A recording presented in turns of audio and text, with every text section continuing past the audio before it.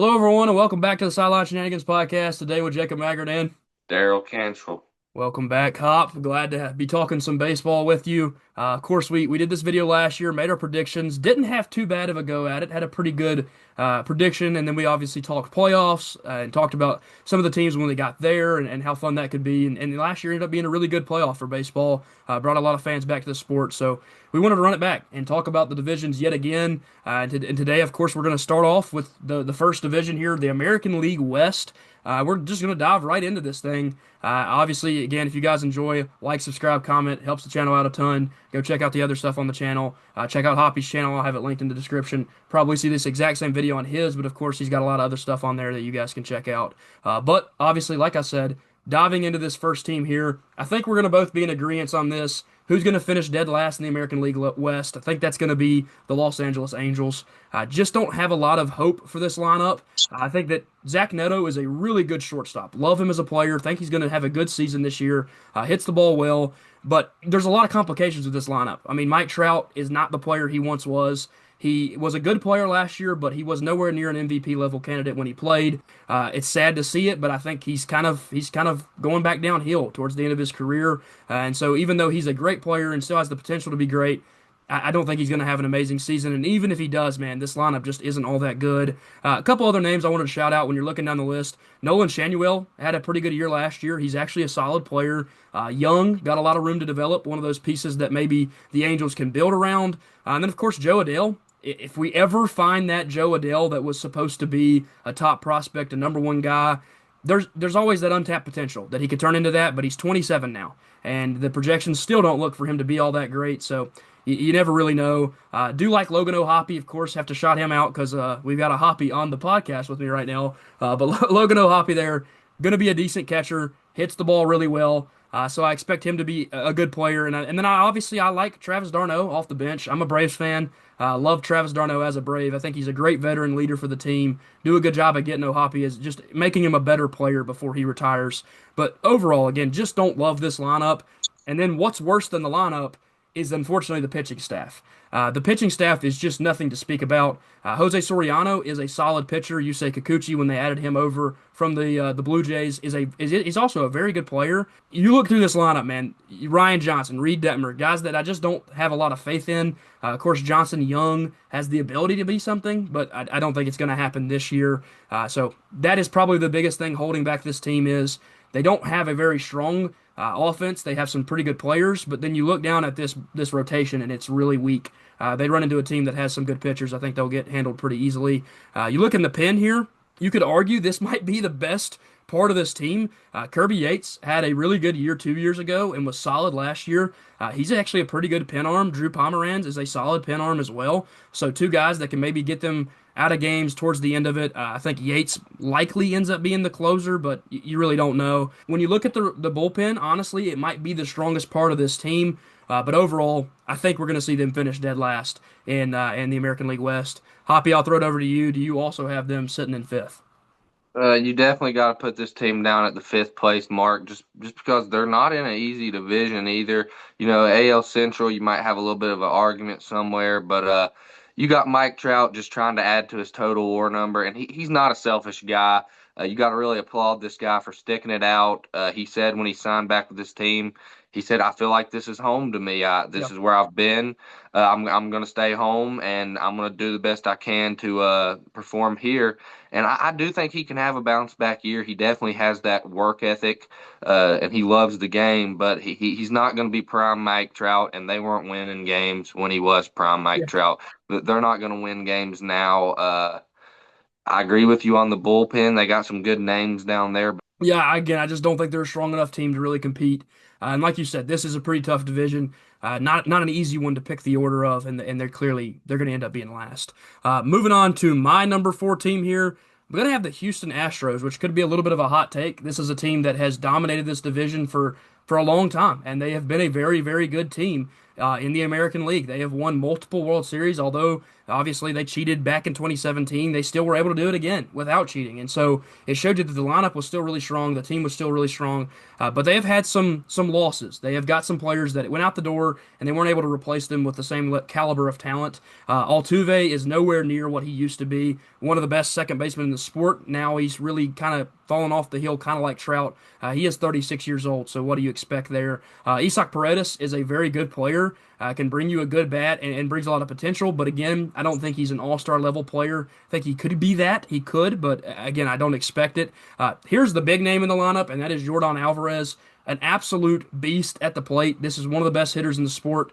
A guy that brings you a very, very good power attribute, but he also brings you some really good average. He can get on base and does that really well as well. The one concern with him, more so than anything, is the injuries. He has missed a lot of his career because he was unavailable. So if they lose out on Yordan Alvarez, I don't know what scares you in that lineup. There's not a player in there that's going to bat for an 850, 900 OPS other than him. So that's really, really concerning for the Astros is if Yordan goes down, I don't think this team's going to score a lot of runs. And I think with the rotation that they have, there's games they can win with not scoring a lot. But man, the rest of the lineup is a bit of a worry for me. Maybe a bounce back year from a Christian Walker and a Yainer Diaz could help them out a lot. But I don't know if I expect that too much. Overall, a weaker lineup is what's holding them back. Go down and look at this rotation. Hunter Brown is a very, very good pitcher. This is probably one of the best pitchers in the sport. As you can see, Fangraphs very high on him, has him ranked as the fifth best pitcher in baseball. I don't think that's a crazy take at all. The kid is really, really good. I expect a Cy Young caliber type of season out of him. I think he will be an all-star. And that's what's going to kind of really separate this team from the Astros or from the Angels, I should say, because they actually have a guy. They have somebody that can win them every single fifth game they play in. So I love Hunter Brown. I think he's a great player. What concerns me is they don't really have a second superstar in this rotation. Of course, you lose Framber Valdez, who was one of the better pitchers in the sport, and you really didn't replace him. My concern here is Mike Burrows and Lance McCullers. I don't know if they can win those fourth and fifth games when they're bringing out guys like that. I know Lance McCullers at one point in time was a good pitcher, but man, he concerns me a lot as one of the guys you're going to be relying on. Tatsuya Mai was a very good get coming from overseas, of course, playing in the Nippon Baseball League, was very good there. So it could be an awesome season for him. If Amaya breaks out and has a really good year, maybe he's what saves this team and gets them into a playoff scenario. But I don't love that they're going to rely on a guy who's never pitched in the major leagues to potentially be their second best pitcher. You look down at this pen. This is arguably a really strong part of this team. Brian Abreu and Brian King are both phenomenal pitchers. Brian Abreu, there you see on Fangraphs, ranked as a top 15 reliever in the sport. So expect him to be really dominant, have a good year, strikes out a ton of people, shut them down in the game for you. But I don't know how much else you're going to get out of the rest of this pen. I think Stephen Okert is a good player, but as a fan myself, watching Atlanta play last year, Inyel De Los Santos is a terrible reliever, and if he's listed as one of the guys you're going to be relying on, I'm not too positive that that's going to be the best guy to go to. So Okert, King, Abreu, all really good pitchers, and I think it sets them above the Angels, but again, don't trust the team as a whole a ton. Looking down at their injuries, guys that you could see coming back early in the season, maybe a guy like Jeremy Pena, who could bring he could be a real difference maker if he's able to return to this team. Maybe it helps them out a little bit. And then, of course, watch out for Josh Hader. That's the biggest name to look at here. If Josh Hader gets added back into that bullpen, maybe they can be something else. But man, you do not want to see a bicep inflammation that is in his arm. And you know as well as I do that if a pitcher has arm problems, they don't usually go away until he gets a lot of time to rest and recover. It doesn't seem like he's had that so far. He just suffered this injury in February. So very concerned on what Josh Hader's health will look like. Just don't trust the Astros a ton, especially, like you said, in a strong division. So I'm going to have them finishing fourth. Hoppy, who do you have finishing fourth here in the American League West? Been flipping back and forth on this one, and I think I'm going to have to trust my gut here, and I'm going to have to say the Astros. You brought up a point that made me want to stick with this team, and that is Yordan Alvarez. The dude plays DH. He doesn't run in the field. I don't know how he's getting injured so much. Is he practicing too much? Is he over swinging? They need to tell this dude Don't practice. Come up there, take the swing, stretch. They need to get this guy on the stretching Yeah. routine that I'm on, and then he will be good. He'll stay a whole season. I really thought about putting these guys up at three. I think it's going to be between them and my third place team based on who can stay the most healthy. Yeah. But before we switch over, I want to talk about this bullpen. I Yeah. think they can be a lot better than projected. I think Okurt, he at certain stretches can look like one of the better relievers in the game. And then both of the relievers, Josh Hader and if you'll help me remember their other one, Yeah. Bennett Sousa. Yeah. Bennett Sousa, he is a quite a good pitcher too. So if he can come back, Hader can come back. I think that this pen can really make up for some of their starting pitching woes. Really was a tough call here. I think that this team can get as high as second in this division, but I'm going to put them at four for now, just out of Yeah. injury concerns. Yeah, same here. I mean, again, like I said, you're already looking at a list of guys down here that are so important to this team, and they're already sitting on the injury reserve before the season even starts. So I'm in full agreement there. I think the injuries are going to hold them back. Moving into my third place team here, I'm going to have the what are we going to call them? Sacramento A's. I don't know if we're just going to call them the Athletics. I think that they said they might pick up Sacramento since they're going to be playing in that stadium in Suter Health Park, but. I think that this lineup has a chance to be super good. I think that this lineup could be one of the better lineups in the entire American League. Nick Kurtz is a phenomenal player. We are talking about a guy that had one of the best rookie seasons ever. He is a power bat, but he also gets on base. And again, just a complete difference maker when you add that kind of player to your lineup. If you are an Athletics fan, more now than ever, you might have some hope for what this lineup could look like in 2 or 3 years down the line. There are guys in here that can easily be all-star level players, and there's always the one all-star for every single team that goes and plays in the all-star game. I think the Athletics have a season where they get more than one guy in the all-star game because of the talent that's on this roster, especially this lineup, man. Like I said with Kurtz, phenomenal player. Shea Langeliers, can he have a breakout year and hit a ton of home runs like what we saw from other catchers last year? Cal Raleigh having that big power boost. Shea Langeliers can certainly hit 40 home runs, so it would be really cool to see him do that. Brent Rooker, a really, really good player. Man, he is consistent, so expect him to maybe have an all-star push. Jacob Wilson, without the injury he suffered last year, probably would have been second in the American League Rookie of the Year, right behind Nick Kurtz. So man, that is awesome. You have two Rookie of the Year candidates in this lineup. That's really really fun to see. And then they go out and they add Jeff McNeil, and I think this is kind of an underrated addition for this Athletics lineup. Talking to Hoppy before we started filming and said this lineup's full of pop, it's full of power, but they've had a contact issue. They haven't had a lot of high-end contact bats. Jeff McNeil is a high-end contact bat. He will be on base a lot. He has won a batting title before. So expect Jeff McNeil to bat above 300 or bat at 290, and he's going to flip that lineup around and let Nick Kurtz or Brent Rooker or Jacob Wilson or whoever's batting in that lineup to score him, to push him in for some extra runs. So really, really love this lineup. I don't want to underrate how good the lineup is.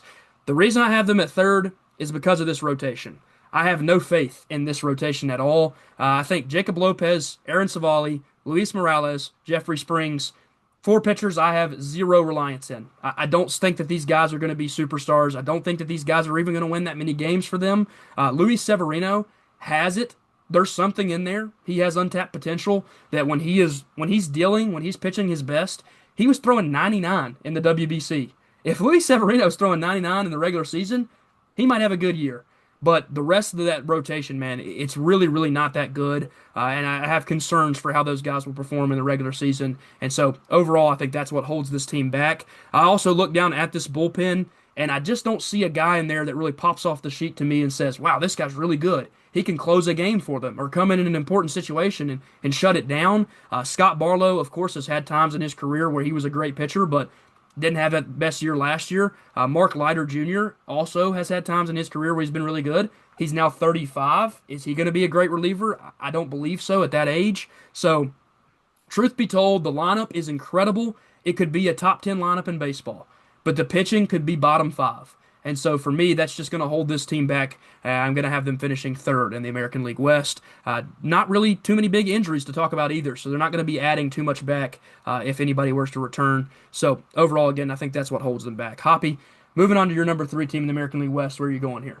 Yeah, I'm gonna take the Rangers here in this spot, and we'll talk about them a little bit. Yeah, Uh, the the good old A's have the same problem as the Reds. They need some better pitching. Yep. But reason why I have the Rangers here at the 3 spot above where I had the Astros is they both are injury concerned teams Yep. to me. With Jacob DeGrom and Corey Seager, two of their best players, really having strong injury history. But the Yep. reason I went ahead and put them up above is just Corey Seager can really carry a lot in that 3 spot as long as Nimmo can get on the base, and he's a pretty good average Yeah. guy. Wyatt Langford could take a jump. He's a young player. He could take a big jump there. And the pitching on this team is really, really Yeah. good.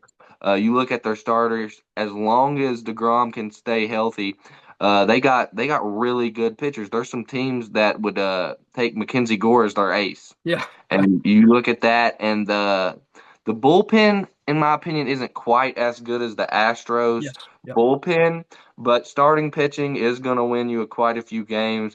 And I do actually like a lot of their bats as well. Mhm. I'll let you add a little bit more to this team here in a second, but that's the reasons I put them above the Astros. But I do think it's going to be a close race between that Texas rivalry.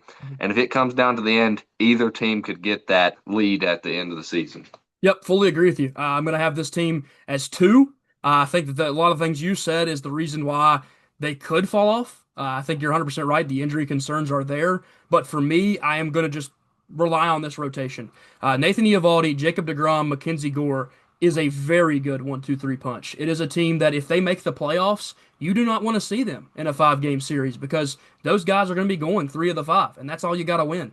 So I think that rotation right there could be what carries them through the season. And that's not even mentioning Jack Leiter, who was a top prospect, a guy that could absolutely jump up and become a superstar for them. I think he can take that step and become that. This team could be very scary. Like you said, the bullpen nowhere near as good as the Astros. I am full agreement with you there. Robert Garcia is a very good pitcher and can help them a lot. Chris Martin had a very good season last year, but he's almost 40 years old. So are we going to see that same version of him? I don't know. And then the rest of that pen, I don't trust a ton. So I'm more in line with you there on the not trusting the pen as much. But I love the rotation. I think those guys, especially these three, can give me 6 innings every night and get me in a good situation to win a game. And then to talk about the lineup, like you said, there's some really strong batters in this lineup. Corey Seager is one of the best players in baseball when healthy. I love what they have around him. Wyatt Langford can take a leap, and I'm talking a leap into being a superstar. He is one of the fastest players in the sport.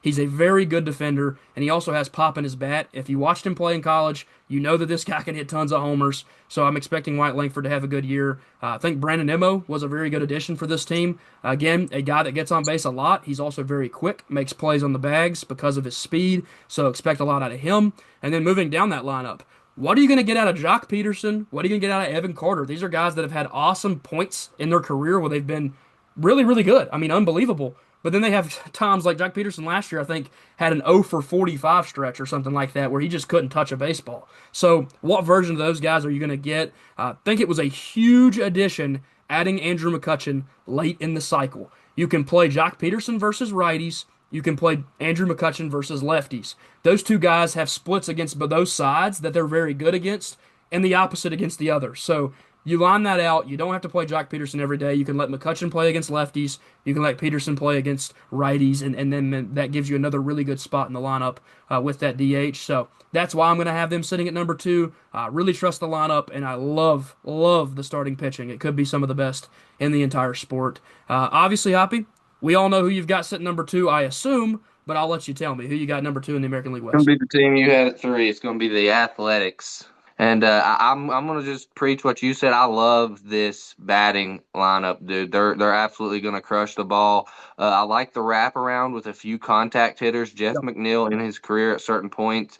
You're going to get some base runners on for Nick Kurtz wrapping around, and then you're going to get him the most at bats. And I think that's just total bogus. What is that power rank number 47 at his Yeah. position Yeah. or out of all batters? I thought of all batters in the sport, but I think it's Either better. way, Yeah. I don't understand this projection. Maybe Nick Kurtz won't replicate his rookie year, but in baseball, normally people do, not always. You see Juan Soto have a good rookie year, you pretty much figure he's gonna follow it up. I think Nick Kurtz will follow it up, and just a ton of pop in this lineup and home runs can win you games. I agree with you once again, 100% on the pitching aspect and the relievers. aspect, they don't have the best pitching as a team, but that just means if someone gets hurt, it's not going to hurt them as bad. You know what I'm Yeah. saying? So they don't have to really worry about injury as much as the other two teams I have behind them, in my opinion, because they have that lineup diversity to where if they lose one power bat, they still got three or four more power bats on that lineup. I just really think this team is ready to take that step. Maybe their owner will buy some pitching within the next few years. Time to see the Athletics do good again. I know their fans are struggling. I've been a Reds fan my whole life, so. Yeah. Yes, they are starving for good baseball. The Oakland fans, they were there. The fans were there. It's the ownership wasn't there. And now that they head out, they're finally getting a good team. So I really hate it for those Oakland Athletic fans that missed out on this really good era potentially.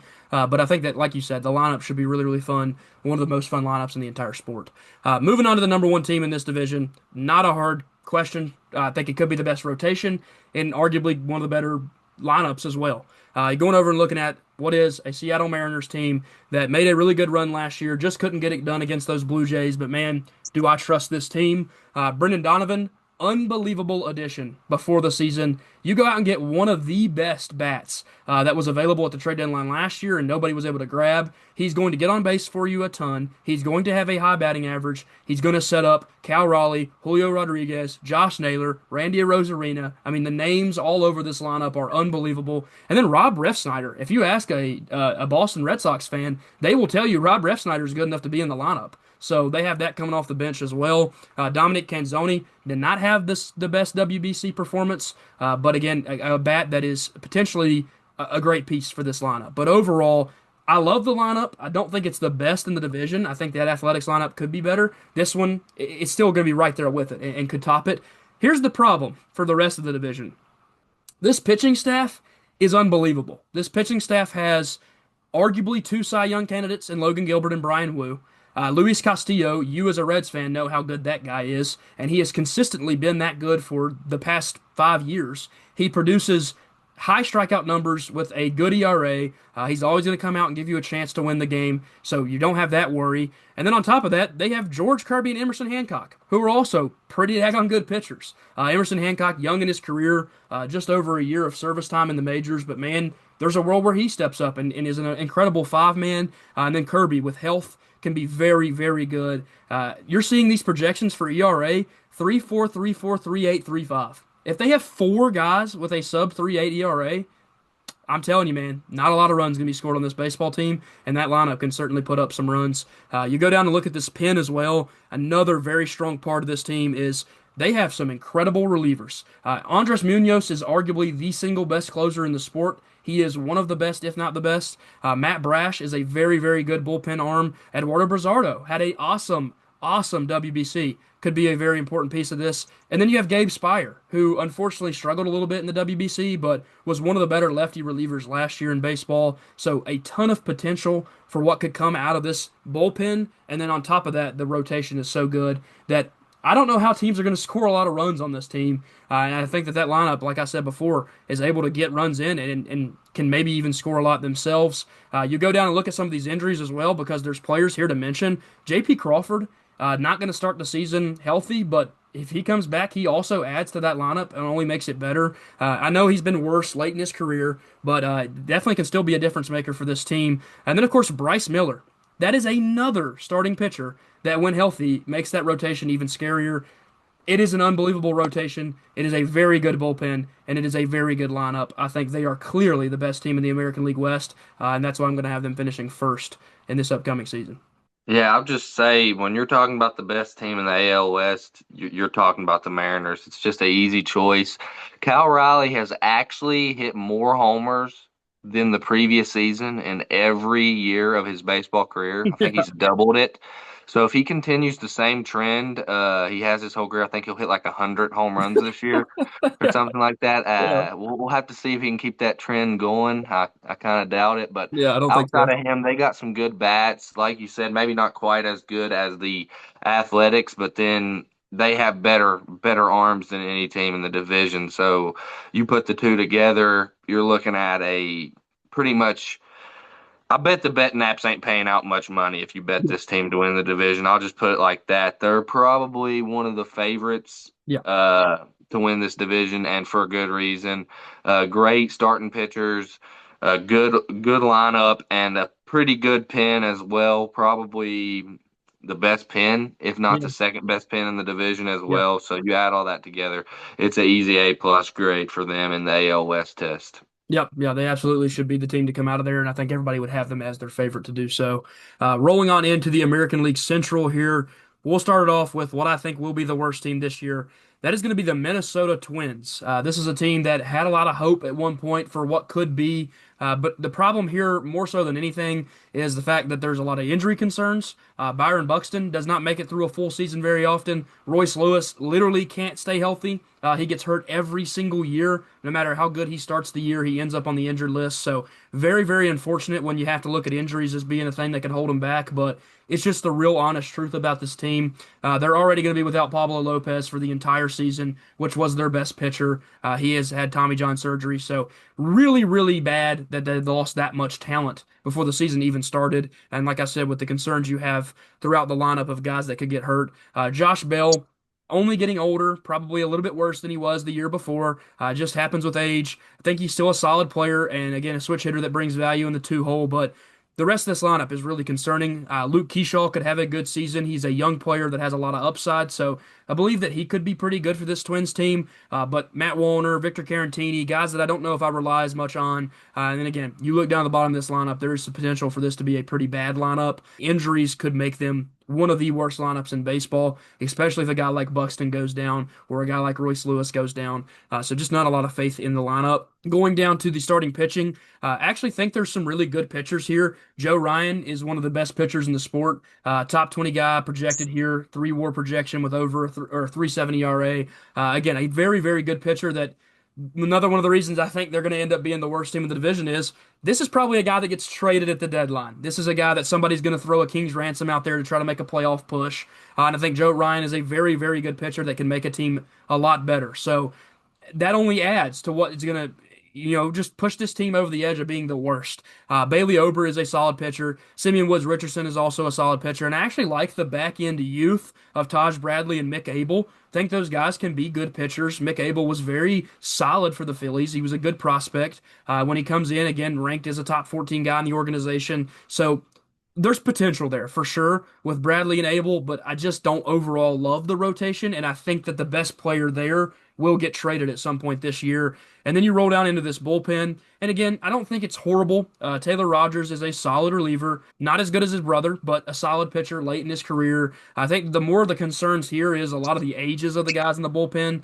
You're looking at a lot of 30-plus-year-old relievers, 29-year-old relievers, and guys that are just not really that reliable. Other than Taylor Rogers, there's not a name there that's been a consistent pitcher in the major leagues. So, very big concern that they just don't have really much at all. The starting rotation could be pretty solid, but the pen does not look like it's going to be very good at all. And the rotation, or the lineup, I should say, with a few injuries, could be very bad. Who do you have finishing number 5 in the American League Central? I'm gonna have to side with you and pick the Twins as the worst team. This team is just bland, boring, in my opinion. I'm not a fan, so maybe some of these names up here are bringing some of the fans excitement. But you look at Josh Bell, like you said, great player. I respect this dude. He swings a pretty swing. For a guy his size, he hits for contact, which is always kind of unique to see. But when we're talking about a guy as old as Josh Bell, and that's one of the exciting pieces you're talking about, it's just not very fun. It's every now and again there's a bad team that the fan base can still really enjoy watching because it's Yeah, got an exciting young player here, an exciting player there that might be good or might get better, might surprise you throughout the season. I don't see any surprises on this rotation. Maybe Royce Lewis can pop off and get yeah, hot. It's a name to watch out. I'm not sure why they have him listed as the 8 hole hitter, but Pablo Lopez really, really would have made this a solid pitching yeah, unit. yeah, And I agree with you. This team's just going to have to look for some trades because Joe Ryan ain't helping them. They yeah, need some picks, they need some prospects, something to really go for the future because this is not it. Byron Buxton, he's up and down. He was really good last year, but he could come out there and he could end up not even playing 80 games, or even yeah, if he does play, he could just not be very good. You got his defense, which is always going to be there, but his bat's really just been hot and cold throughout his whole career. Yeah, so very much agreeing on what will be the last place team in the Central Division here. Moving on to the fourth place team here in the American League Central. Yet again, another team that I don't think wins very many games this year, but I am going to have them a little bit higher because I think they're going to keep a lot of this team together. A lot of these guys are going to be on this team at the end of the season, and there's a couple guys that are pretty fun in this lineup. Again, like you said, you talked about a bad team. Maybe there's somebody that you're going to be excited to get to go watch. When you go to a game, you're like, hey, I get to watch this guy play today. There's a few names on here that could be fun to watch if you're a White Sox fan. Colson Montgomery has some really fun potential. A very solid prospect, just now making the majors, going to be the long-term shortstop for them, they hope. Has a very good bat, so the pop potential is there for sure. So I really like Colson Montgomery. I think that that's an exciting player. And then Munetaka Murakami. If you know that name, you remember from the 2023 MLB The Show, WBC card, comes in the game. He's unbelievable. Everybody's like, who is this Munetaka Murakami guy?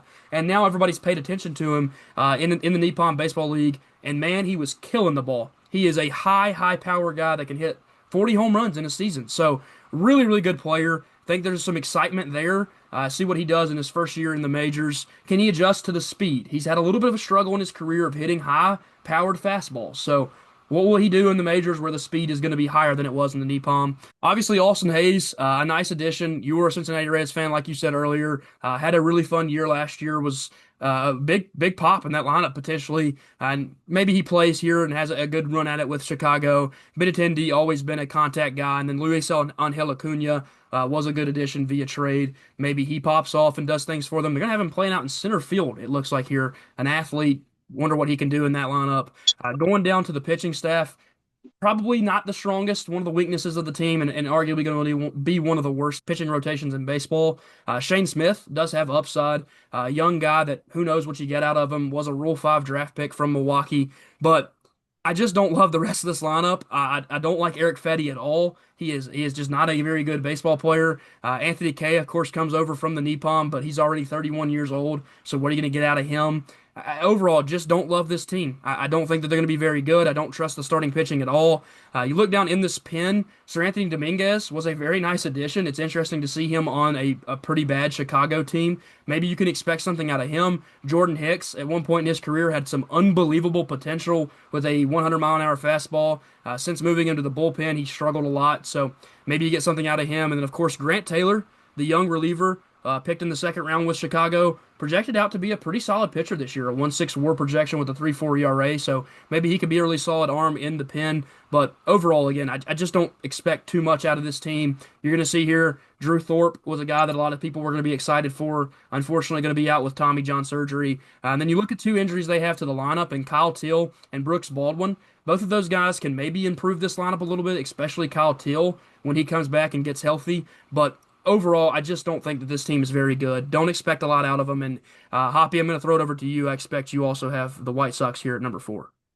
I got the White Sox in at number 4, and I wouldn't call this division weak as much as I'd call it top heavy, but because there's some teams at the top there that I like quite a Yeah, bit, but I'm yeah. just going to kind of preach what you practiced there and practice what you preached, and I'm gonna have to talk about Austin Hayes. He is a guy that absolutely kills left-handed pitchers. If they could bring in an outfielder to kind of play when he's facing one of those righties that he more so struggles with. Austin Hayes could have per at bat numbers absolutely pop off the page. I like Kyle Till. I like the fact that you mentioned him off the bench. He's a guy that could really come in and play catcher for this team and be one of the better hitting catchers in baseball. It's Yeah. really hard to find a good hitting catcher. But outside of this, I'm just going to say the same thing as I said about the last team. This team has a little bit worse pitching, but they are mostly boring. You know, there's a few more young guys you can look ahead to. And this team could very well fall below those Twins, especially if the Twins decide to keep some of those pitchers that you Yeah. mentioned them trading. Because these pitchers, I didn't even realize it until you pulled it up. I don't think that these are very good pitchers on this roster here. Yeah. Yeah. And, Sir Anthony Dominguez has some potential coming out of the pen, but outside of those few names that you mentioned before me and I just had to copy you on, Yeah. this team just doesn't excite me. No. Boring. No. Yeah. White and black, boring. Nothing, no collar. That is the White Sox colors directly. So. You have got them pinned perfectly. Like I said, maybe the fun guy to watch is Munetaka Murakami. Maybe you have a good season watching him, but you're right. This team just doesn't have excitement really coming from them. Moving on to the third place team in the American League Central. This is where I'm going to have the Cleveland Guardians. This is a team that me and Hoppy were able to go watch play. And that was really fun to go to Cleveland. And I love the stadium. I think it's a great stadium. So if you're a Cleveland fan and you're watching this, no hate on your team. Loved your stadium. It was a fun experience, but I just don't love this team. I don't think that they're going to end up being a playoff team this season. I do think that they have some very, very good players, though. Shout out Stephen Kwan, a guy that is very consistently one of the top average hitters in the sport. And then, of course, shout out Jose Ramirez, an unbelievable player. This is I think at this point, probably a lock for the Hall of Fame. I think he's one of the better hitters that we've seen in our generation. He's consistent as well. That's hard to find. Guys that really never have a down year. Jose Ramirez is one of those guys that just always plays like he's one of the best in the sport. And I think it's really, really important that they keep him on the field and healthy. I think that this team, again, can push in this division. I think the lineup has some fun pieces. Reese Hoskins, what are you going to get out of him? He is a very polarizing player that could be really good or he could be kind of mid. You don't know what to expect out of Reese Hoskins. Kyle Manzardo, of course, a young player that they're expecting a lot out of, but didn't have the best season last year. So overall, not the best lineup. David Fry coming off the bench, I will give him a shout out as well. Crushes one side of the plate and can't touch the other. So watching David Fry get some hits against one side and then just not being able to play against the other is always interesting. It is one of the better utility guys in the sport, though. Moving down into this starting rotation, there's actually two pitchers here that I like pretty well. Tanner Bybee and Gavin Williams are both good players that can give you solid production. Both projected to be over 2 WAR pitchers, just under 4 ERA guys. So those two guys can win you some games, and I don't think that the rest of the rotation is really all that great. And that's probably the biggest concern. Parker Messick could be awesome. This is a kid that is ranked 82nd overall in all of baseball. So there's a ton of potential with him in this rotation that he unlocks something and they do get better and they do have another guy that they can rely on.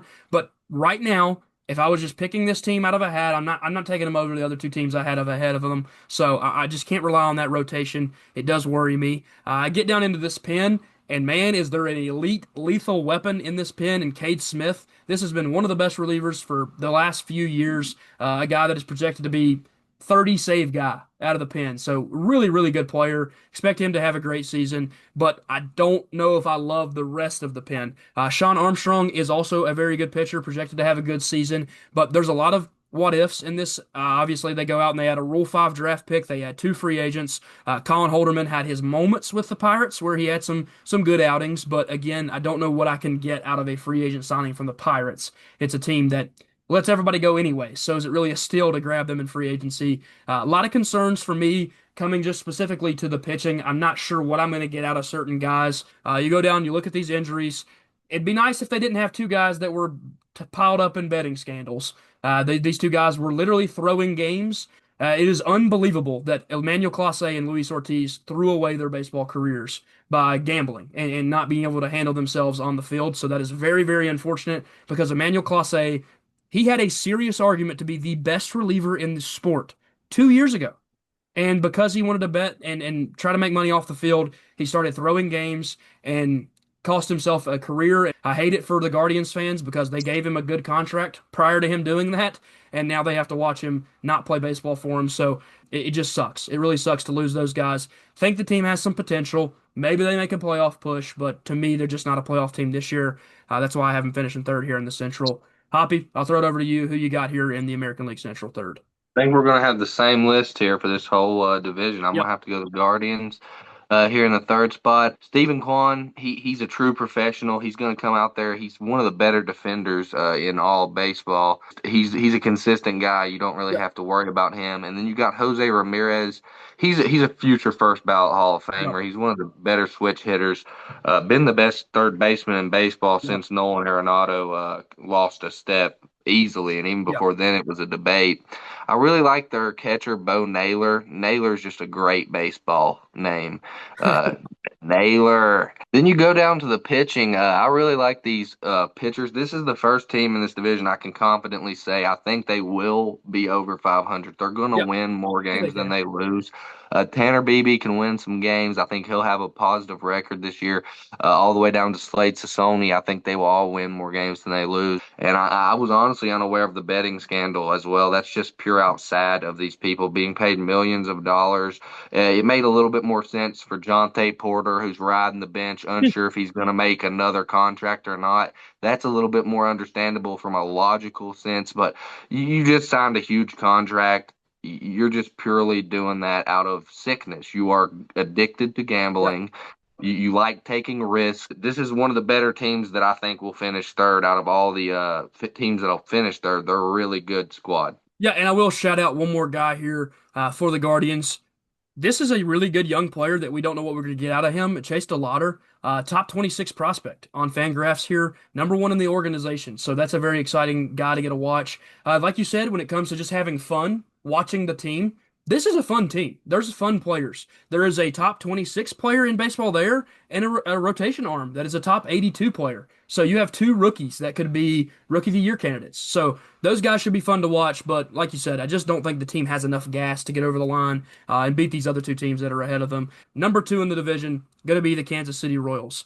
This is actually a very fun lineup. And if you just watch the WBC, Michael Garcia was the MVP of the WBC. Had Venezuela on his back. A great player. Had a 900 OPS in that tournament. He is a phenomenal bat that could get better this year. Again, only 26 years old. There's a lot of room for him to develop and become a better baseball player than he already was.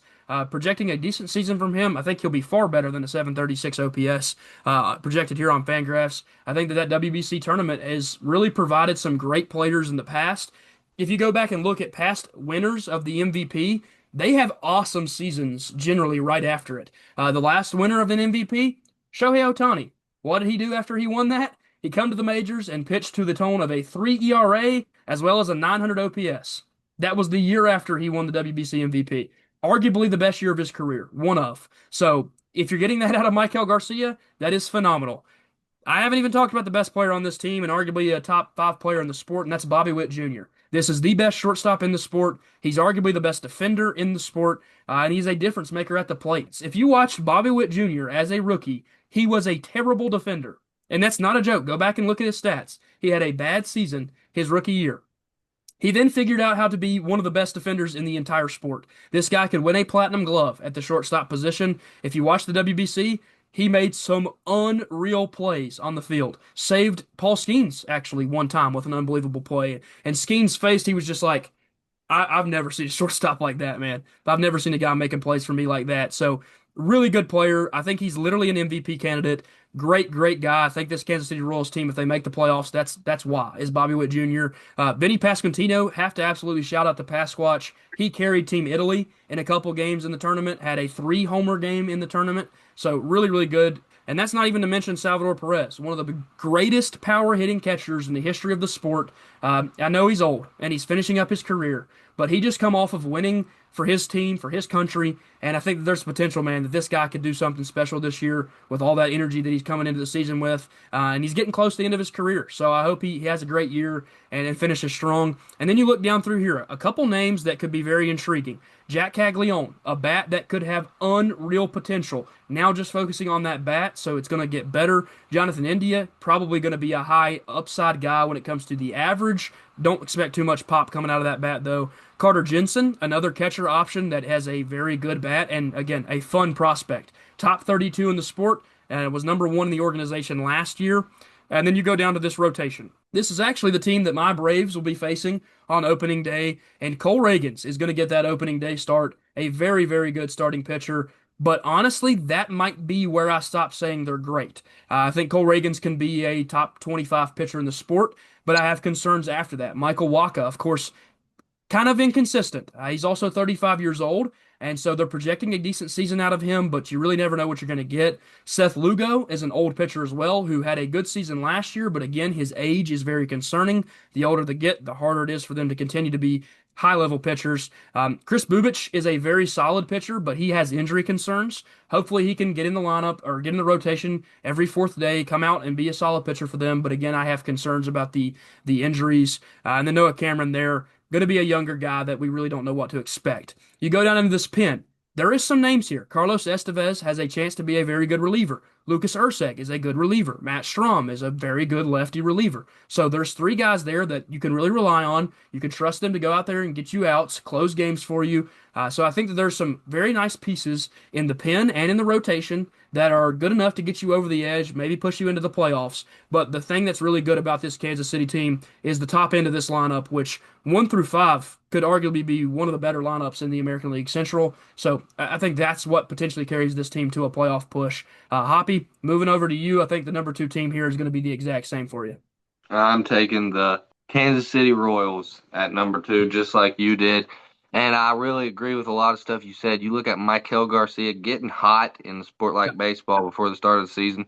It can be really, really helpful. And a lot of people might say regular season doesn't matter. Falling behind early on in the regular it's season bad. does matter in baseball. It matters just as much as it does in basketball, not as much as the NFL because, you fall behind in the NFL 5 games, you're done. Your Yeah, season season's over. over. Yeah, But it does still matter coming into the season hot. It really does. Bobby Witt Jr. absolutely could win the MVP this yeah, year. I'm not gonna pick him to spoil the awards section later. I'm not gonna pick him to win it, but he absolutely could win it.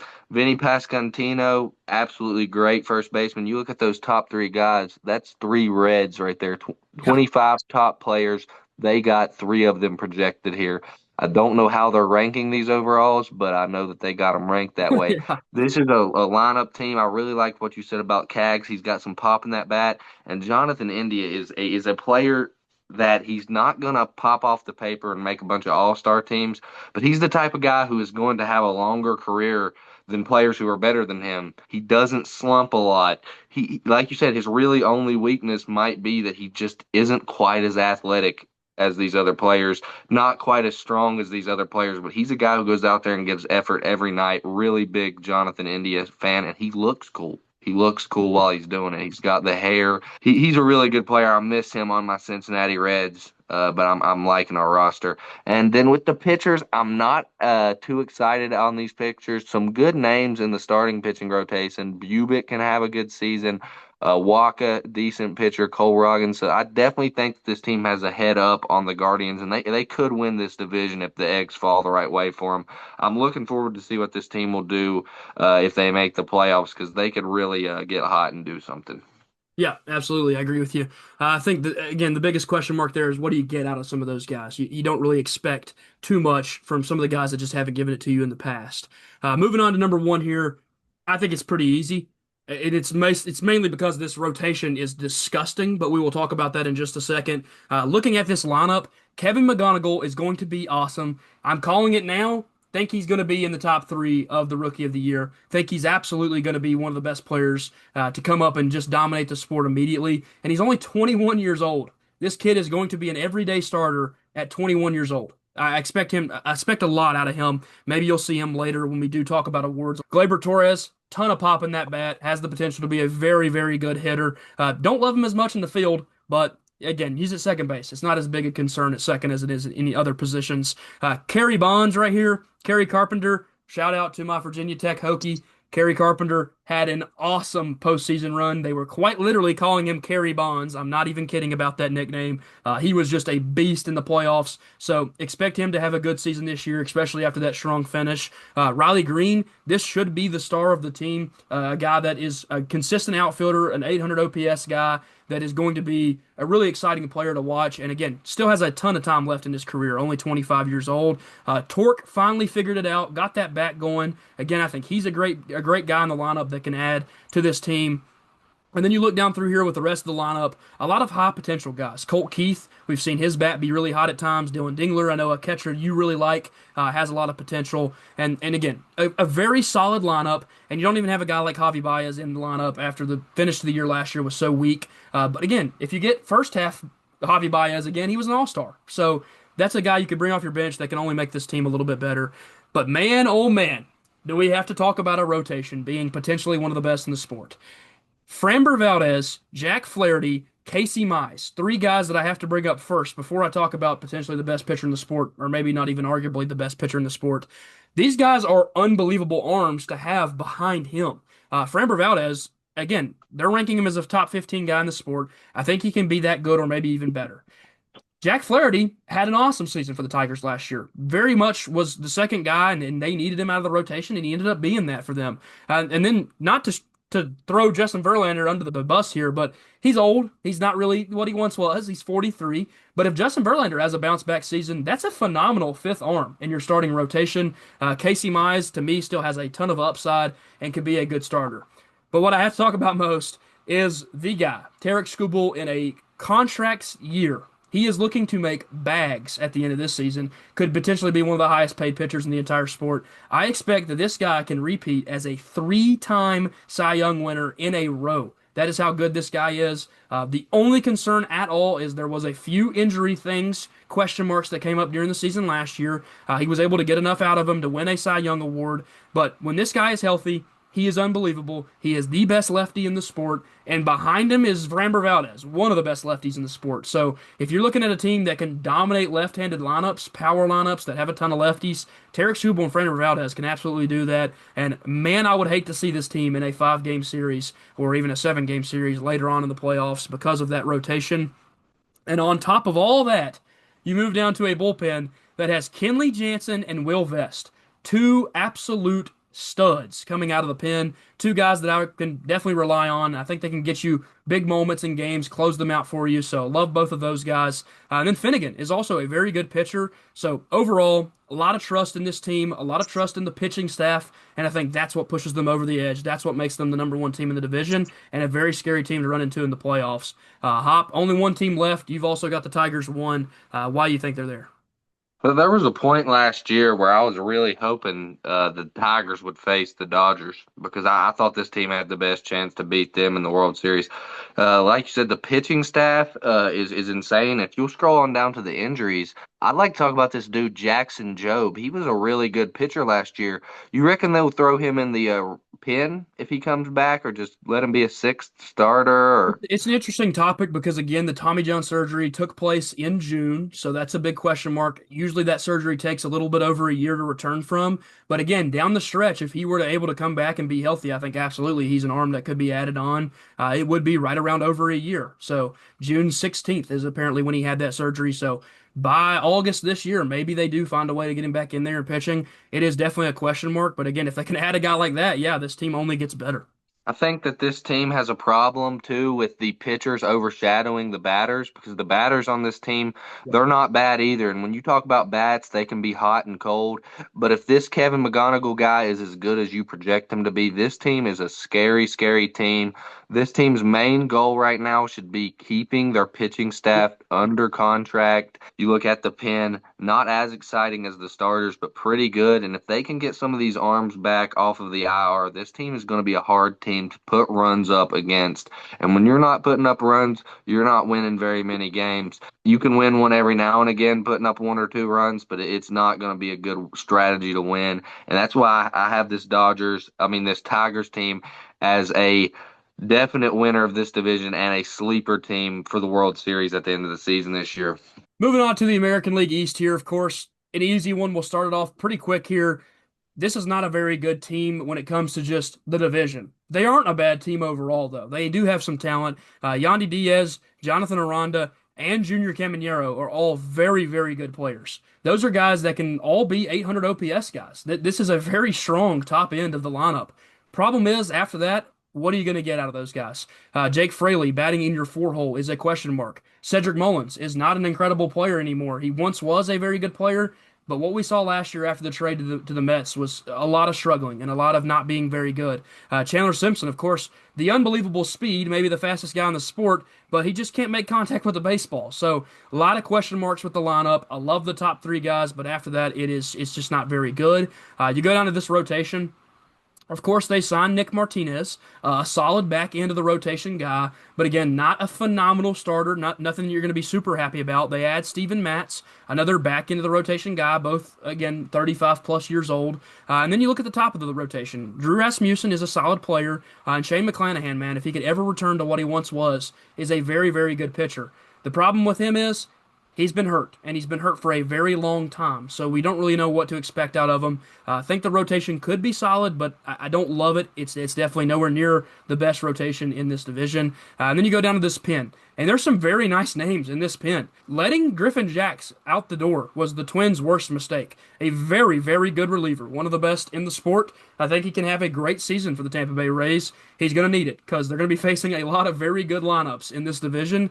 But after that, I have a lot of question marks. Garrett Clevenger, of course, has potential. And then you look at Hunter Biggie, a guy that has had some solid seasons in the majors, but again, not the strongest arms to have out there. So other than Griffin Jacks, I don't know who's shutting down a game and saving you if you get past one of those starters. And to me, that's probably the biggest weakness of this team. You go down and you look at some of these injuries, of course. Gavin Lux now being on this team, traded over from the Cincinnati Reds, a guy that can maybe help the lineup out when he gets into it. But starting out with shoulder inflammation is never a good thing. You don't want to have shoulder problems because it's going to be hard to swing the bat. So expect that Gavin Lux, if he can return, can help the lineup, but it depends on when he comes back. Edwin Ucita could help out that bullpen a lot. I will shout him out as well. But again, shoulder inflammation is a terrible thing to have if you're a pitcher. So who knows when he comes back? If he does, it helps the bullpen. But overall, this is the weakest team in the American League East. Hoppy, you gonna have them fifth as well?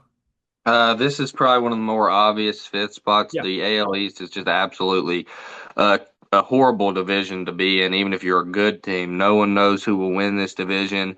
As you said, Junior Caminero gonna be at least fun for this team to watch. Not quite as boring to talk about as the Twins or White Sox, yeah, but not very exciting past those first three bats. As you said, Yandy Diaz had a start to one of his years where he was the best hitter in baseball there for a little yeah, while. Ever since that, he's been good. He's never really shown that level yeah, of play again. Caminero, absolute some power in that bat. yeah. And I have one question for you. At the bottom of the list here, at the end of the injuries, it's still listing Wander Franco as one of their players. He Is is. he? Here's what it is. Here's the truth be told. Obviously, his legal troubles are pretty much impossible to get out of. But there is a real world where he could make it back to the league. It is sickening what happened there. It's a very unfortunate process for the Rays because they finally paid a player a lot of money, and then that happens. So it's a really bad thing. But no chance we see him back in this lineup relatively soon, in my opinion.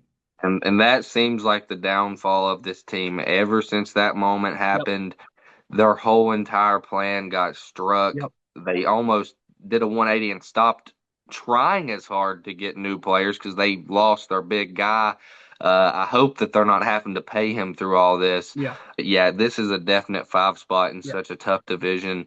Not much else to add to that. Moving on to number four here in the American League East, talking about the Baltimore Orioles. To me, this is a team that, again, is very good. This division is incredible. This team could honestly win it. It's how good this division is. To me, there's going to be one thing that holds them back. I'll talk about that in just a second. But if you look at this lineup, they finally went out and got some protection for Gunnar Henderson. They got guys that can make teams have to pitch to him because they have Pete Alonso behind him, who is an incredible player. Pete Alonso, obviously one of the better home run hitters in all of baseball. Obviously, you got that projection over there of an 858 OPS. They're expecting a monster season from him. I think he absolutely can produce that in that ballpark. Going to be very, very good for the Baltimore Orioles. On top of that, they had Taylor Ward in the offseason, and I think that's a very underrated trade. They go out and get a very, very good outfielder that has big pop in his bat, can hit home runs for you, but is also going to get out base for you. And then again, Gunnar Henderson is the superstar of this team. He's ready to step up and be a top 25, top 20 player in the sport. A really, really good WBC. He had a couple big moments where he had some big hits, and so I think he's going to be really good this year as well. And then they need bounce back seasons from Adley Rutschman and Tyler O'Neill. Adley Rutschman had a very down year last year, but again, the talent's clearly in there somewhere. He showed you that 2 years ago. And then Tyler O'Neill, he can give you high home run numbers, and I think the bounce back season is in line for him as well. And then you look down at the young guys that they have in this lineup. They go trade for Blaze Alexander, who's going to give you some good time until you get back Jackson Holiday. And then Samuel Basallo is one of the top prospects in the sport when it especially comes to his bat. And then Kobe Mayo and Colton Cowser, both really nice young players that can provide good depth to this team, and they're going to be good bats in the lineup. Of course, before I talk about pitching, again, I want to talk about these injuries. Jackson Holiday had that hamate surgery. You've heard that a lot. That is that little bone in the wrist right here. It's going to affect how they grab the bat, so it will hurt his power numbers this year more than likely. But when he returns, it will be a big boost to the lineup. Expect him to be a good player again, a number one overall pick. Always nice to add that back in. And then there with Jordan Westberg, you see he had that partially torn elbow ligament. You're going to see him out for a little bit with that, but he also should return to this lineup at some point. Both guys that can add a lot to this team. And then honestly, Hurston Kjerstad is not a bad player as well. See him come back could probably add a little bit to the team as well. So again, a lot of potential depth right here that can come back off the injured reserve and make that lineup even better. But to me, that's going to hurt them at the beginning of the year, just having so many good players on that injured reserve. Move down into the starting rotation, and this is again the biggest question mark for me. This is maybe why I have this team last, as I just don't like the rotation as much as the others. Trevor Rogers is a very good pitcher. Had a good season last year. Expect him to come back and do it again this year. And then Kyle Bradish. More so injury concerns with him than anything. Had a lot of very unhealthy seasons, and I think that's probably what ends up slotting this team in at fourth place for me. Then you look at the young arm and Shane Baz, a very high potential guy that when he was back with the Pirates all them years ago, he was a top prospect. He was a top guy that just never really worked out, but then had a good year with Tampa Bay. They go out and get him in December in a trade. Think he can help that rotation for sure. And then Chris Bassett, Zach Eflin, old pitchers that have had success in the major leagues. Chris Bassett actually had a pretty good year last year. And then Zach Eflin, if you can get back to what you were getting out of him a few years ago, expect that he can be a good player for this team and help out that rotation. But again, that's what concerns me more than the other teams. And then you look at this bullpen, and the bottom half of the bullpen is not all that great. There's not very many good pitchers in the bottom half of the bullpen, but Ryan Helsley, Ynier Cano, and Keegan Aiken could be a very good 1-2-3 punch when it comes to the top guys. Again, no Felix Bautista this year, had that shoulder surgery, so that's a big loss for this team. But Ryan Helsley was the addition that they made to try to shore up the back end of the bullpen, and he was a really, really good closer for half the year last year. And then he was one of the worst closers in the sport for the other half. So, what version of Ryan Helsley do you get? The Orioles obviously paid him to be the superstar, to be the 26 saves that they have projected here. Again, think this team will be pretty good, but the pitching to me really, really holds them back, and I hate all those injuries that they're going to start the year with. It sucks that they're not going to come into the season healthy with a lot of these young players. Hoppy, moving on to number four for you. Who do you have at four in the AL East? I'm gonna have the Boston Red Sox slotted in at number four. This team, man, it's a really tough division. I think, like you said, any of the top four teams could end up coming out and winning this division. This team has good pitching. They got a well-rounded hitting lineup there, and their pitching is absolutely killer. Yeah. But when I look at top end potential, I have them slotted slightly below the other three teams. Don't love the bats on this team Yep. in comparison to some other one. You got names like Duran, Wilson Contreras ain't bad. Some really big names, but I'm just not sure that those names are going to be able to keep up what they've done in the past. Yep. Trevor Story can get hot. A lot of really good names. Willie Abreu, even non-baseball fans have heard of these guys. Yep. And Crochet is going to be in the Cy Young race, so it might be a little bit silly to have this team fourth, you might think.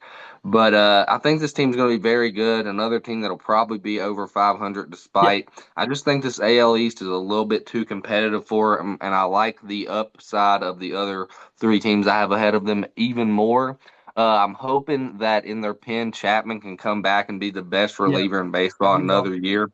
This dude is, a guy that you could really talk about being one of the better relievers ever with him having this late career resurgent. And then you got Whitlock, the two Garretts Yeah. on the team. Absolutely good, both of them. But outside of those two arms and Chapman and Whitlock, unless they can bring in some other ones, I don't love their pen. So this is a team that's going to have to rely heavily on starting pitch and rotation to win them a lot of games. Easily concede some of the concerns with that lineup. Obviously, I'll talk more about them when I get to them.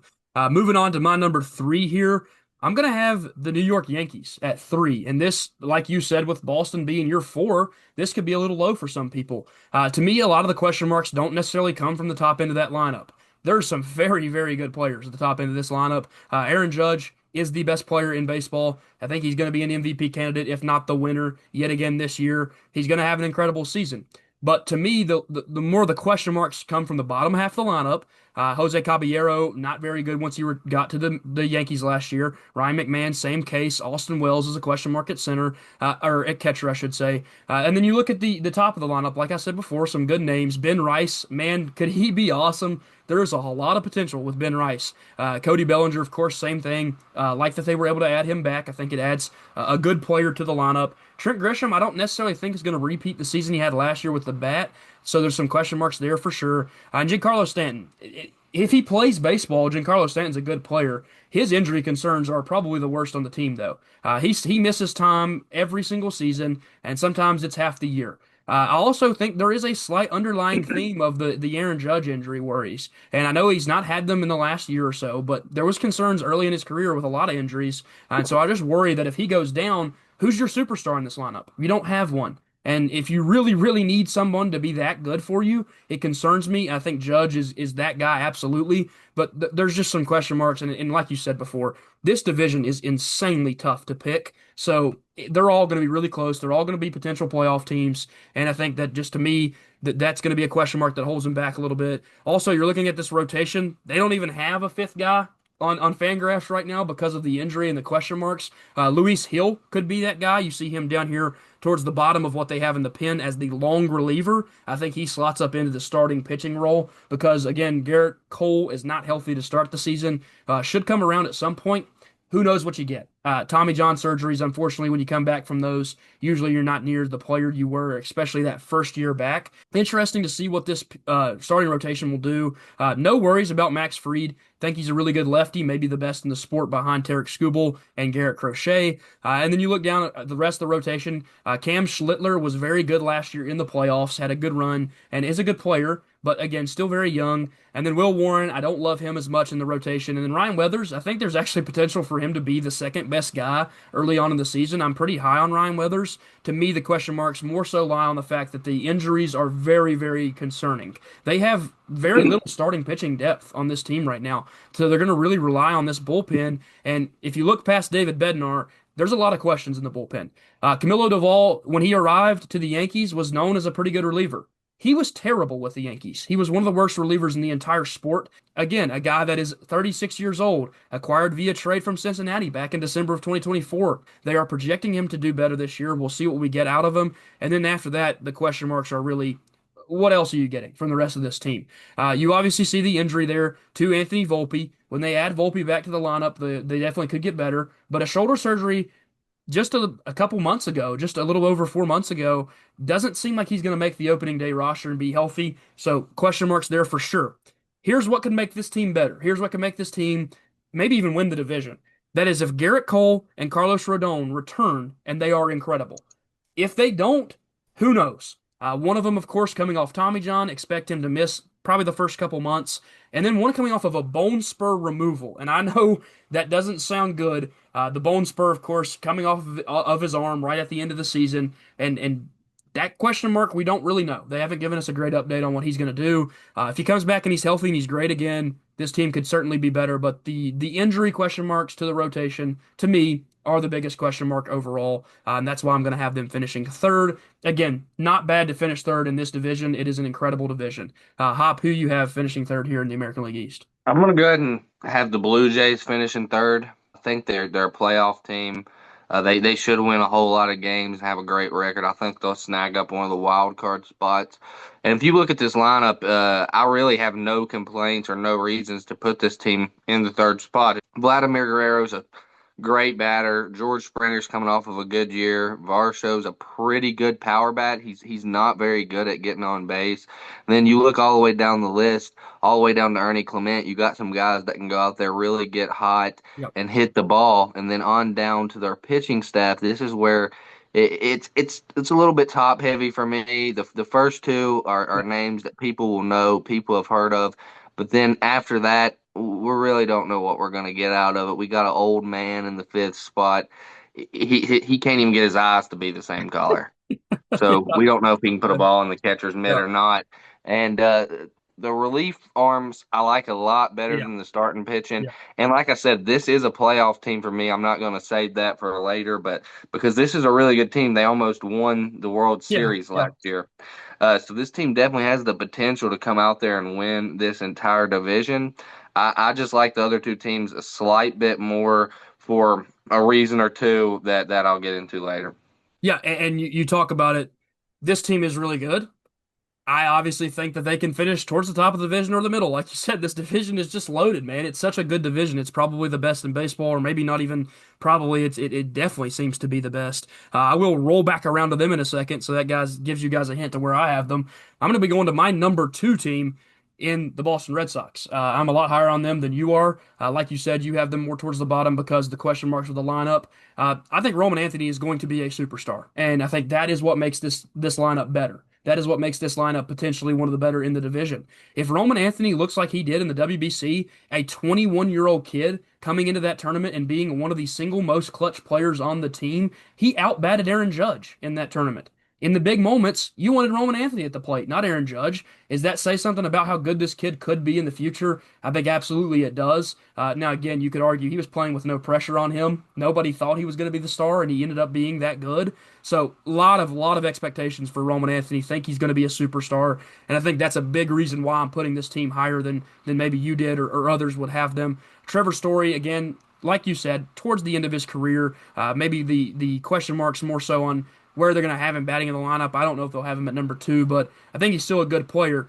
I actually think we're going to see a good bounce back season from Jarren Duran, and I think that's another reason why I have them higher up the list. Jarren Duran, if he gets going, is a very, very good player.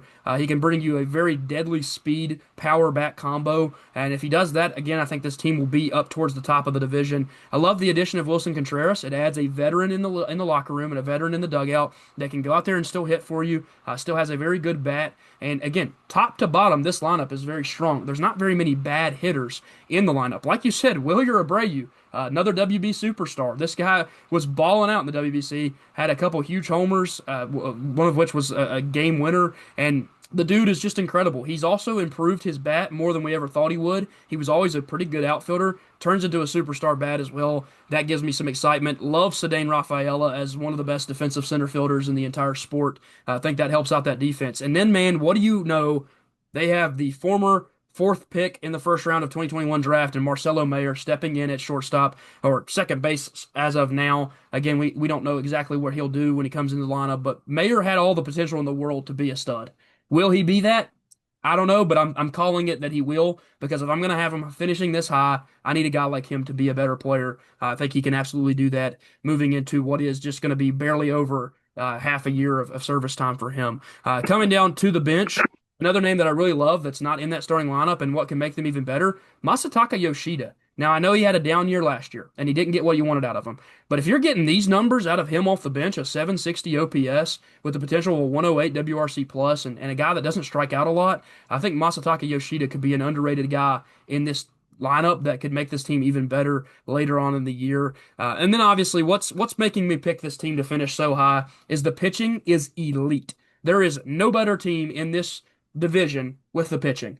I'm talking about going into this bullpen. I'm talking about going into this starting rotation. This team is nasty when it comes to their pitching. Garrett Crochet likely finishes as a top three candidate in the Cy Young in the American League. Sonny Gray is a phenomenal player. What an addition they get by adding a guy who's been a top 20 pitcher in the sport for the last few years. And then on top of that, they go out and sign Ranger Suarez, who had one of the greatest postseason runs with the Phillies in out of any pitcher in the sport. He had a sub 2 ERA in the postseason for year after year with those Phillies teams. So just a really, really good rotation. I like the addition of Johan Oviedo from the Pirates. Of course, again, you don't know what you're going to get out of him. The year he had with the Pirates was awesome. Can he repeat that? If he does, I expect a really good season from him. And then this bullpen, like you said, they have the best reliever in the sport if he can produce the same numbers as he did last year. And Aroldis Chapman, who is unbelievable. He's doing it at 38 years old. He figured out, hey man, I don't have to throw 106. If I just throw 100 and throw a nasty wipeout slider, nobody can touch me. And that is what he did last year to the tone of what, a 1.5 ERA or something like that. A guy that was getting votes for the Cy Young as a reliever. That He is should so have won it. He should have won the Cy Young. So deadly at the end of the bullpen. Garrett Whitlock is also an incredible reliever. This is another guy that could be a closer on many other teams. And you have him setting up Aroldis Chapman. How good is that? And then, not to add, they have Justin Slatton and Greg Weissert, who I both like a ton. Then they also add Danny Colombe, who, if you remember last year, was having an incredible season with the Texas Rangers prior to his injury. So to me, this is just such a good pin, such a good starting rotation that they're going to win a ton of baseball games, and that sets them up to be very successful. Also, one last shout out here: if he gets back in this rotation, I think it makes it even better. Is Cutter Crawford? This is a guy that kind of flies under the radar, a sub 4 ERA guy prior to his injury. Again, we're talking about one of the best rotations in the league in all of baseball, getting back a guy that could be a sub 4 ERA guy. This rotation could be the best in the sport. So that's what makes me pick them to finish second. Again, the concerns with the overall lineup, not having a superstar that's established yet, but that rotation is disgusting. That's why I have them at number two in the American League East. Hoppy, moving on to your number two team here. Who do you have? I got the Baltimore Orioles finishing number two here. I'm a huge Gunnar Henderson fan. I actually expected a lot more from him last year than we got out of him.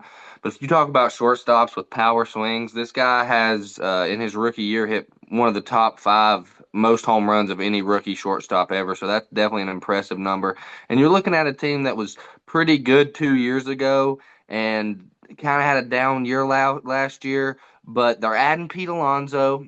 I like their pitching rotation a little bit more than it seemed like you did. I'm big on Kyle Bradish. I see five names there that I think can win games.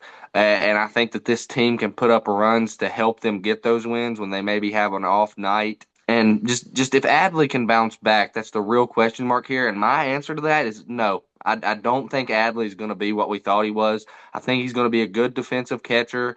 I think he's going to be hot and cold at the plate. He might have some years where he can show off a little bit, but I just don't think he's the superstar we thought he would be. But I think he's still a good major league player and can help this roster win some games. Down the line, we got Colton Cowser. He can definitely get hot. I've seen it before. Just I think this is a really fun team with some question marks, and I'm rooting for all the question marks to go the right way because I like this team. If I had to pick probably a second favorite team right now, it might would be this one. Then you look at the bullpen arms. They got Ryan Helsley, like you spoke about, but I really think it's going to be key to get some of those guys back from the injury reserve. If there's a chance that you can get some arms, they're going to need that to fulfill my prediction. Even Westberg, he's not a bad player by any means, and Jackson Holiday, he's supposed to be a stud. He's Yeah. supposed to really be a stud for this team. So things are going to have to go right for this team, but they definitely have that potential to finish second in this division. They also could end up missing the playoffs entirely. You never know Yeah. how it's going to fall. Yeah, and again, it's just a super hard division to pick. You have them in the playoffs. You have them as a number two team in the American League. I have them missing the playoffs. I have them as the number four team in the American League East. So it's definitely a big toss up. I think the injuries to me is what hurt them. But again, like you said, if those guys come back and they're awesome, this team very well could finish top of this division. Moving on to the number one team for me. I guess I'm riding on how hot they were to finish the season last year, but also I just love this team. I think this team is really, really good. I'm gonna go with the Toronto Blue Jays. Again, I talked up a lot about how good that rotation was for the Red Sox. I feel that good about this lineup for the Blue Jays. George Springer was awesome last year. He was an incredible player. He was very good in the playoffs. He was playing through an injury, and man, he has heart to be playing through the injury that he had suffered. So I really respect George Springer. I think he's going to be awesome. Love Dalton Varsho. Like you said, the power in that bat is unbelievable. When he's on, it could be one of the better players in the lineup. Vlad Guerrero finally showed everybody, hey, I'm a perennial MVP candidate. I am one of the best players in this sport. I love Vladimir Guerrero Jr. I think he'll continue to do that. I think he'll keep showing us how good he is. And I haven't even mentioned Alejandro Kirk, who's one of the best hitting catchers in the sport right now. So I love this team all around. I love the lineup. I also love the additions they made. They obviously lost Bo Bichette. Guess who they didn't have in the playoffs last year? Bo Bichette. They didn't have him. So it wasn't like it affected them when they made that huge playoff run. They were able to go on and do that without that bat in the lineup. this lineup got better than it was last year in the playoffs. They added Kazuma Okamoto coming over from the Nippon Baseball League, a very good third baseman that a lot of teams were really high on and wanted him in their lineup. I think he adds a power bat, but also that shores up the third base position, which was a big question mark for this baseball team. And then on top of that, they trade for Jesus Sanchez. A lot of the baseball fans that don't pay as much attention to some of the small teams that aren't as good will have missed out on how good Jesus Sanchez has been for the Marlins. Has some time from Houston as well, where he had a decent little run. But when he was with those Marlins, you saw flashes of potential. I like the addition to the lineup. I think it will play in that ballpark. So again, very good addition. Last but not least, shout out Ernie Clement. This dude broke the postseason hit record for the most hits in a postseason ever. That's insane. Think about all the great baseball players, and the number one all time is Ernie Clement. Think he's going to have an absolute breakout season. I think he's going to be one of the best players on this team, and I think that might be what tips them over the top. Is that 1 through 8 they have major league hitters, top end major league hitters. Could be a very, very scary lineup to face day in and day out. Moving down to this rotation, like you said, I'm actually going to agree with you. The bottom half of the rotation has some question marks. Max Scherzer, if you get a bounce back season, I think there's a lot of potential there. But I love the top two guys. I think Kevin Gausman is routinely one of the top 20 pitchers in the sport. And then Dylan Cease's strikeout numbers are always incredible. He just struggles with giving up some home runs. Well, guess what? You can stop that in Toronto. You can get a little bit better at that. So I think he'll handle things. I think he'll play well. I expect a good year from Dylan Cease. And Eric Lauer is not a bad pitcher at all, coming over from that KBO where he had a very successful turnaround of his career. Moving into the pen, this is obviously what makes this team even better. This pen, man, this pen is filthy. Jeff Hoffman, Tyler Rogers, both guys that can get you out of huge situations whenever you need them to. Louis Varland is incredible as well, like Brendan Little. And then, of course, you have the injuries down here. Guys that when they come back, this team only gets better, man. They have the potential to add Shane Bieber and Trey Yesavage to the starting rotation.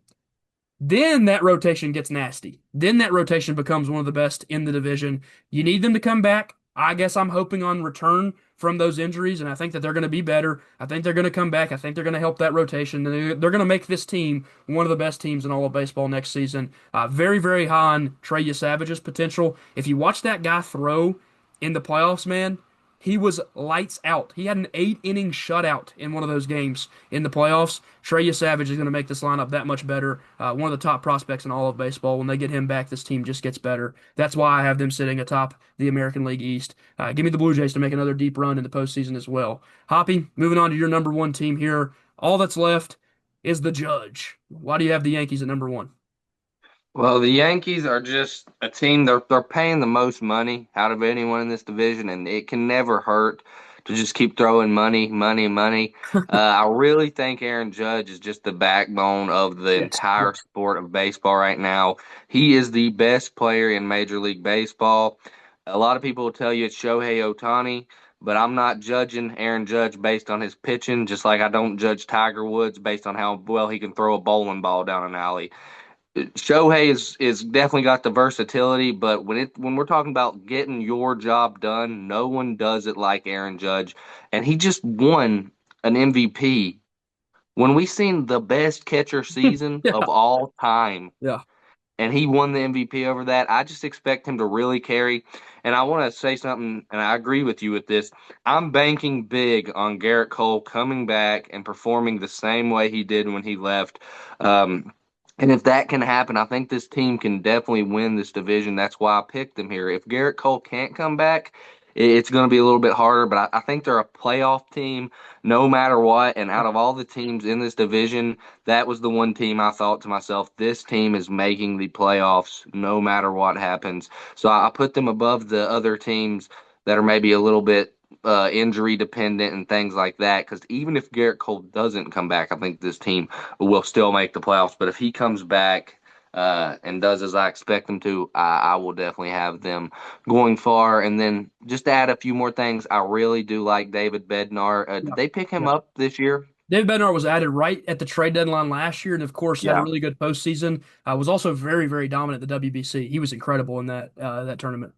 He throws the ball really hard, Yeah, and I like him a lot. So I think he can get some saves for him, and it's just all Aaron Judge. He's the most consistent bat. Yeah. since Albert Pujols. In my mind, he's the best bat. Aaron Judge is one of the greatest hitters ever. I don't think that that's a crazy take at all. He is one of the greatest hitters to ever play the game of baseball. I think banking on Aaron Judge is a right decision to make. I think that this is absolutely a playoff team. And again, we talked about how loaded this division is. You have them at one, I have them at three. That shows you how good the division is. The team you think can win it, I think can finish third. It's just such a good division. Three teams for sure can come out of this division and make the playoffs, and all three of them could be very scary teams to face when we get into October baseball playing in that playoffs. That's going to do it for the American League side of things. We gave you all of our division winners, our divisions 1, 2, 3, 4, and 5. Obviously, breaking down who we think will make the playoffs. You'll see that in another video. Pay attention, watch out for our awards video. We'll give you each of our playoff picks, as well as, of course, the MVP, the Cy Young, the Rookie of the Year. Check out that video on the page as well. It'll be up when you're watching this one. The other video should be up within the day of when this one comes out. So again, tune into the channel. Hop, anything else you want to add on this American League before we go on to the National League? Just want to say, man, I'm way more focused on the NL Central than any Yeah. of these teams. So we ain't even got to the good part yet for Yep. either one of us. We ain't talked about our favorite teams. Ain't talked about those divisions. So looking forward to that NL prediction video. And I just want to say thank y'all for watching. Yes, sir. Thank you guys for tuning in. We appreciate it a lot. Again, check out that National League video. It will be on the channel. When you see this one, if you get to the end of this one, National League will be right there. You can check it out as well. Again, we'll give you a awards prediction and a playoff prediction in another video, so tune in for that one as well. Again, we'll see you guys when we see you guys. Peace. Peace.